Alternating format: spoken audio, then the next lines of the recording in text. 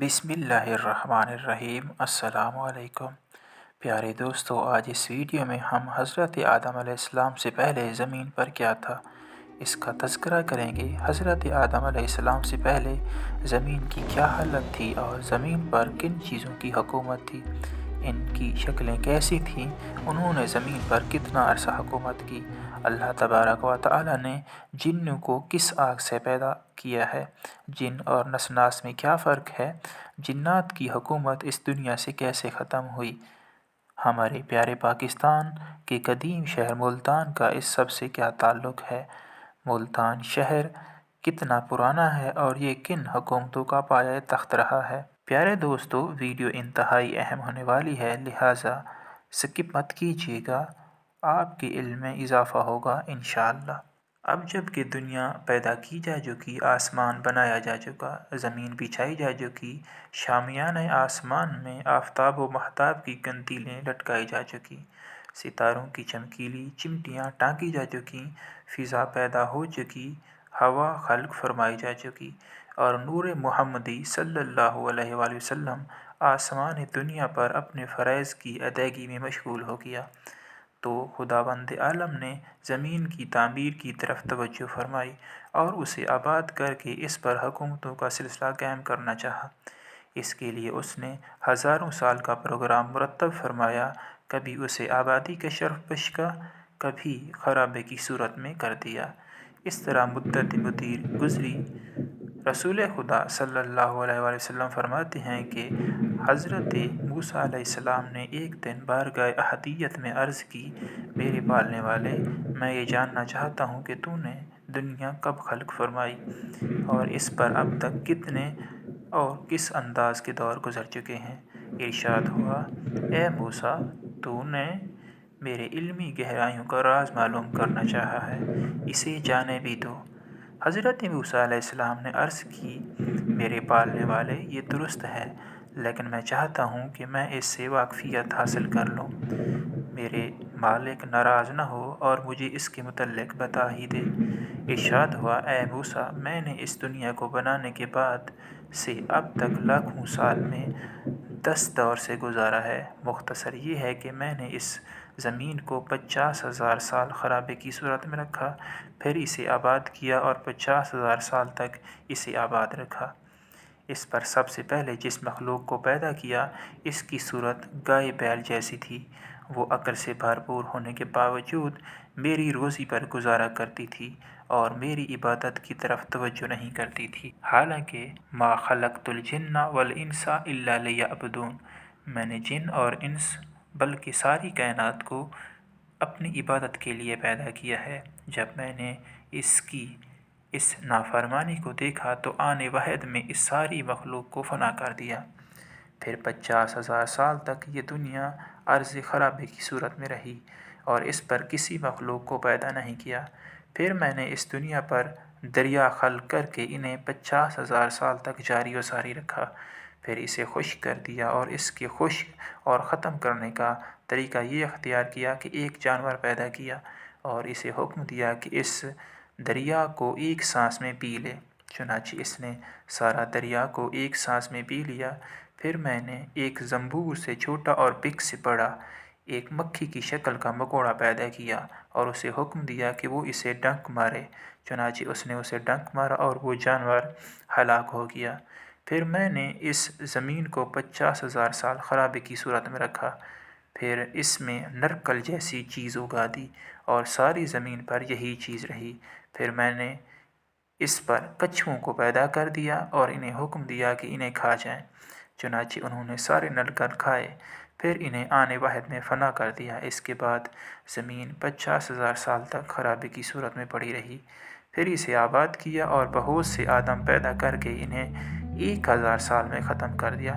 پھر میں نے اس زمین پر چاندی کے لاکھوں شہر پیدا کیے اور ان میں لاکھوں سونے کے قصر خلق کیے، پھر انہیں رائی سے بھر دیا جو شہد سے زیادہ میٹھی اور برف سے زیادہ سفید تھی۔ پھر ایک اندھا طائر پیدا کیا اور اسے حکم دیا کہ وہ ان رائی کے دانوں کو کھا جائے، چنانچہ اس نے ہر سال ایک دانے کے حساب سے اسے کھا لیا، پھر میں نے اسے بھی مار دیا۔ اس کے بعد پھر زمین 50,000 سال تک خرابے کی صورت میں پڑی رہی، پھر اسے آباد کیا اور وہ 1,000 سال تک آباد رہی۔ پھر میں نے اس آدم کو اپنے ہاتھوں سے بنایا جو جمعہ کے دن ظہر کے وقت پیدا ہوا۔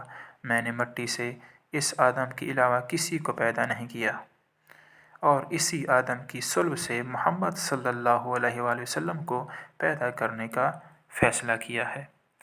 زمین مختلف ادوار سے دوچار ہوتی ہوئی اس عہد سے متعلق ہوئی جس میں ابو البشر حضرت آدم علیہ السلام پیدا ہوئے، تو اس میں بھی اس کے مختلف حالات و کویف تاریخ میں ملتے ہیں، اور پتہ چلتا ہے کہ حضرت آدم علیہ السلام کے پیدا کیے جانے سے پہلے اس زمین پر، جس پر حضرت آدم علیہ السلام پیدا ہونے کے بعد خلیفۃ اللہ کی حیثیت سے آئے، کئی دور گزر چکے ہیں۔ خداوند عالم نے اس عہد بشری میں سب سے پہلے زمین پر جن اور نسناس کو پیدا کیا۔ جن اس مخلوق کو کہتے ہیں جس میں مختلف صورتوں اور جسم کی مختلف ساختوں میں آ جانے کی صلاحیت دی گئی ہے، اور نسناس اسی جنی مخلوق کو کہتے ہیں جس کا نصف جسم انسان کا اور نصف جسم چوپائے کا ہوتا ہے۔ جنوں کی خلقت زہریلی آگ سے ہوئی ہے۔ ان کے گرد و گھٹال ابو الجن کا اصل نام لاسوما تھا، اور اسفار آدم کے مطابق اس کا نام تارتوش تھا۔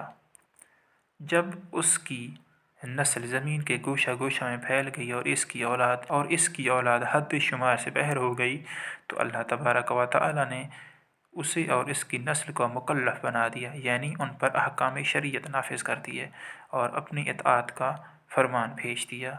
ان لوگوں نے سارے اطاعت خم کر کے احکام کو مان لیا اور ان پر عمل درآمد شروع کر دیا، اور اطمینان سے زندگی گزارنے لگے۔ جب ایک دور گزر گیا، یعنی 36,000 سال گزر گئے، تو انہوں نے سرکشی کی اور شرارتیں شروع کر دیں، جس کے نتیجے میں خداوند عالم نے جنوں کے حکمران تارتوش اور ان کے ارکان حکومت وغیرہ کو مختلف قسم کے دردناک عذاب میں مبتلا کر کے ہلاک کر دیا، اور ان میں جو عبادت گزار اور فرما بردار تھے انہیں باقی رکھا، اور چونکہ ان کی تعداد بھی بہت کافی تھی، اس لیے اس نے انہی میں سے پھر ایک کو حکمران بنایا جس کا نام ہایایش تھا، اور ان کے لیے شریعت جدید نافذ کر دی۔ یہ سب برابر اطاعت کرتے رہے، لیکن جب ایک دور گزر گیا، یعنی پھر 36,000 سال گزر گئے، ان کی حکومت کو ہو گئے، تو ان میں بھی سرکشی پیدا ہو گئی، اور انہوں نے بھی مثل سابق سرکشی نافرمانی شروع کر دی۔ خداوند عالم نے اتمام حجت کے بعد ان کو بھی مختلف انداز سے تباہ و برباد کر دیا، یعنی جتنے لوگ سرکش تھے انہیں ختم کر کے فرما برداروں اور کمزور ضعیفوں پر پھر انہوں میں سے ایک کو حکمران بنایا جس کا نام مایکا تھا۔ یہ حکم خداوندی کے مطابق حکمرانی کرتا رہا یہاں تک کہ ایک دور گزر گیا۔ اس کے بعد یہ بھی راہ راست سے ہٹ گیا اور اس کے تابعین خصوصی بھی بھٹک گئے۔ ان لوگوں نے سخت نافرمانیاں شروع کر دیں، جس کے نتیجے میں خداوند عالم نے انہیں بھی تباہ و برباد کر دیا، اور ان سے ایک فرد کو حکمران بنا دیا جس کا نام حاموس تھا۔ یہ نہایت مقدس اور زیور فضل و دانش سے آراستہ تھا۔ اس نے پوری قوت سے امر بالمعروف اور نہی عن المنکر کیا، اور احکام خداوندی کو پوری دیانت کے ساتھ مخلوق تک پہنچایا۔ جب اس کی حکومت کو ایک طویل مدت گزر گئی، وہ بقضائے الہی سے فوت ہو گیا۔ اس کے مرنے کے بعد ہی جنوں نے وہ ادھم مچایا کہ جس کا جواب نہ تھا، قتل و غارت کا بازار گرم کر دیا، اور شریعت کے تمام اصول و فروع کو پایہ سرکشی سے رونق ڈالا۔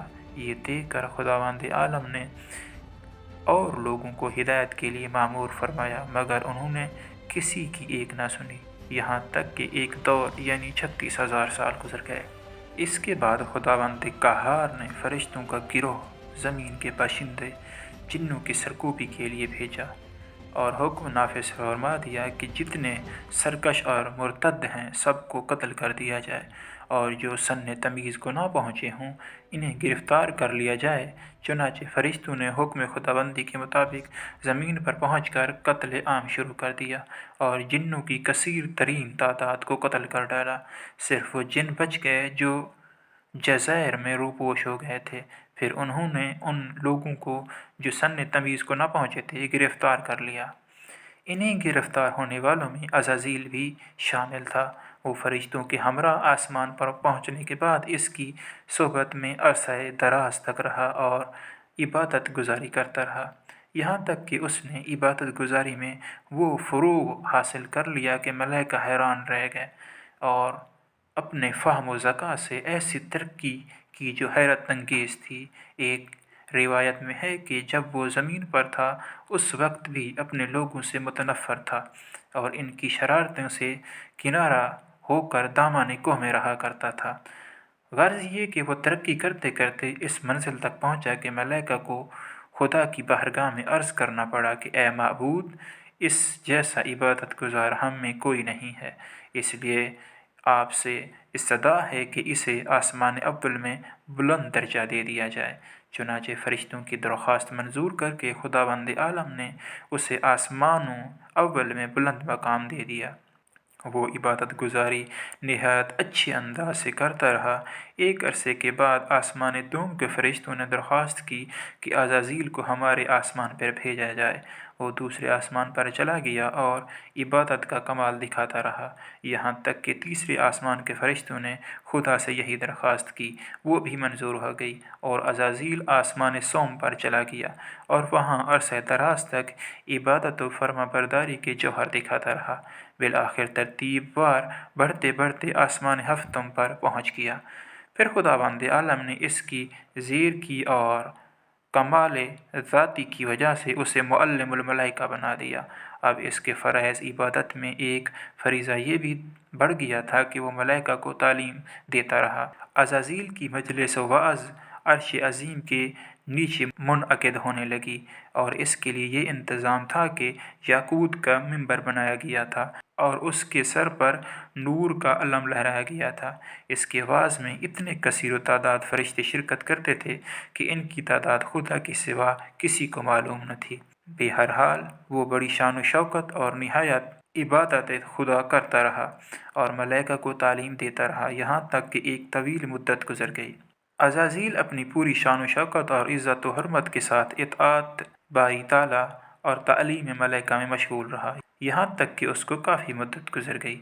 عزازیل کے زمین سے آسمان تک پہنچنے اور وہاں سے اپنی پوری توجہ کے ساتھ عبادت کرنے اور ملائکہ کو تعلیم دینے میں جو مدت گزری، اس زمین پر وہ بسنے والے جن جو ملائکہ کے قتل و غارت کے خوف سے روپوش ہو گئے تھے اور مختلف جزائر میں چھپ گئے تھے، رب مسکون پر آ کر بس گئے اور یہاں اپنی نسلوں کو مسلسل سابق فروغ دے کر زمین کی سرتا سر اپنوں سے پر کر دیا۔ چونکہ یہ جن سرکش ترین تھے اور ان کی نسلیں بھی انہی کے اثرات سے متاثر تھیں، لہٰذا رب مسکون پر نافرمانی باری اور سرکشی و معاصی کا وہ طوفان برپا ہو گیا کہ ملائکہ آسمانی انگشت بے دندان ہو گئے۔ زمین پر جو کچھ ہوتا تھا آسمان پر فرشتوں میں اس کے تذکرے ہوا کرتے تھے۔ ایک دن عزازیل نے دل میں سوچا کہ اگر میں زمین پر جا کر اس سرکشی اور نافرمانی کو ختم کر دوں تو خداوند عالم مجھ سے اور زیادہ خوش ہو جائے گا۔ یہی سوچ کر اس نے بارگاہ احدیت میں درخواست پیش کی اور خواہش کی کہ مجھے فرشتوں کے ساتھ زمین پر جانے اور وہاں کے نظام کو استوار کرنے کی اجازت دے دی جائے۔ چنانچہ اس کی درخواست منظور کر لی گئی اور اسے فرشتوں کے ایک گروہ کے ساتھ زمین پر جانے کا حکم دے دیا گیا۔ عزازیل فرشتوں کا ایک گروہ لے کر زمین پر پہنچا۔ اس کے وہاں پہنچتے ہی سب میں ایک ہلچل مچ گئی۔ سرکشوں نے مقابلے کی تیاری کی اور فرما برداروں نے عزازیل سے ملنے کی سعی کی۔ چنانچہ ایک مختصر سا گروہ سہلے کا تھا، عزازیل سے آ کر ملا اور کہا کہ ہم سب ان کی نافرمانیوں سے عاجز ہیں، لیکن ان کی اکثریت کے مقابلے میں ہماری نہیں چلتی۔ پھر عزازیل نے انہی سہلے جنوں میں سے ایک فرد سہلوب بن مطلب کو ان کی طرف بھیج کر انہیں اپنی سرکشی و نافرمانی سے باز آ جانے کی دعوت دی۔ سہیلوب نے وہاں جا کر جو عزازیل کا پیغام پہنچایا تو انہوں نے انہیں نہایتی بے دردی کے ساتھ قتل کر ڈالا۔ عزازیل کو اس کے قتل ہو جانے کی خبر نہ ہوئی، لیکن جب کافی دن گزر گئے تو اس نے انہیں کے ابنائے جن سے ایک اور فرد کو بھیج دیا۔ وہ بھی واپس نہ آیا تو پھر تیسرے کو بھیج دیا، وہ بھی واپس نہ آیا۔ پھر یوسف بن یاسف کو بھیجا، وہ گیا اور اس نے عزازیل کا پیغام پہنچایا۔ اسی دوران میں ان جنوں نے اسے قتل کر ڈالنے کی صحیح کی، اور جس طرح سے اس سے قبل کے قاصدوں کو قتل کیا تھا اسے بھی قتل کرنے کا پروگرام بنایا۔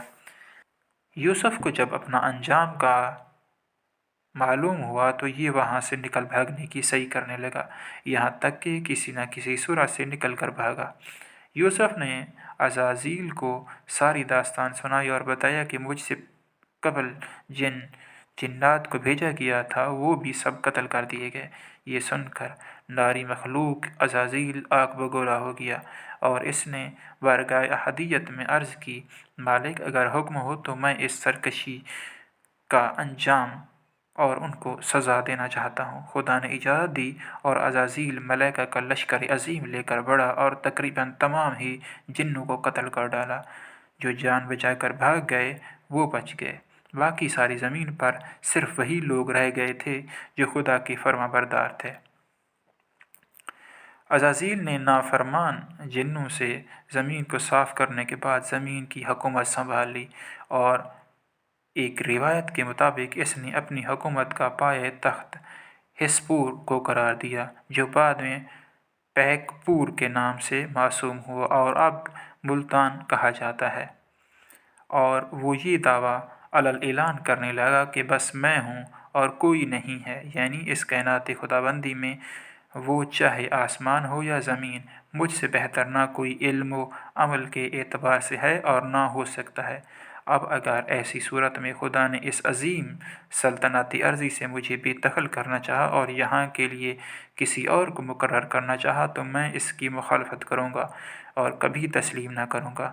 وہ تکبر میں کبھی آسمان پر جاتا اور کبھی زمین پر آتا، نیز فرشتوں میں اکثر بیٹھ کر اپنے فضائل و دلائل براہین قائم کرتا رہتا۔ فرشتے چونکہ اس کا پیالہ پیے ہوئے تھے، اس لیے وہ سب اس کی باتوں کو کان دھر کے سنتے تھے کہ یہ کیا کچھ کہہ رہا ہے۔ ٹھیک ہے، کیونکہ اس کا کارنامے بہت نمایاں ہیں۔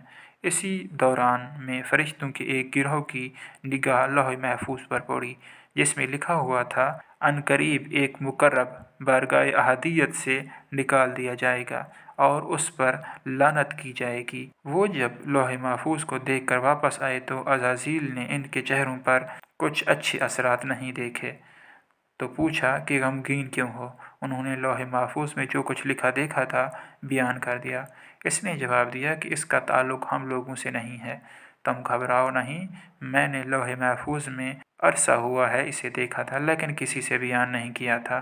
انہوں نے کہا کہ ہمیں یہ ڈر ہے کہ خدا نخواستہ کہیں ہم میں سے کوئی اس دائمی عذاب میں مبتلا نہ ہو جائے۔ اس نے کہا، فکر نہ کرو، کچھ نہیں ہوتا۔ عزازیل نے اگرچہ سب کو بڑی تسلی دی لیکن فرشتوں کو اطمینان نہ ہوا۔ انہوں نے عزازیل سے کہا کہ آپ دعا کریں، ہم آمین کہیں۔ اس نے کہا، کس چیز کے متعلق دعا کریں؟ انہوں نے کہا کہ اس مقصد کے لیے دعا کریں کہ خدا ہم میں سے کسی کو اس عذاب میں مبتلا نہ کرے۔ اس نے کہا، بہت بہتر۔ چنانچہ سب موقع دعا میں حاضر ہوئے اور بارگاہ احدیت میں ہاتھ اٹھا کر کھڑے ہوئے۔ عزازیل آگے بڑھا اور اس نے دعا کی، خدایا اس عذاب سے ان فرشتوں کو محفوظ رکھ۔ اس نے تکبر کی وجہ سے اپنے لیے کوئی دعا نہیں کی، فرشتے سب بچ گئے اور یہی مبتلا ہو گیا۔ ایک روایت میں ہے کہ ایک دن عزازیل نے حلقہ بہشت پر لکھا ہوا دیکھا کہ میرا ایک ایسا بندہ جس کو میں نے ہر قسم کی نعمت سے بہرہ مند کیا اور اسے زمین و آسمان میں آنے جانے کی اجازت دے رکھی ہے، لیکن وہ میرے ایک حکم کی نافرمانی کرے گا اور میں اسے ملعون قرار دوں گا۔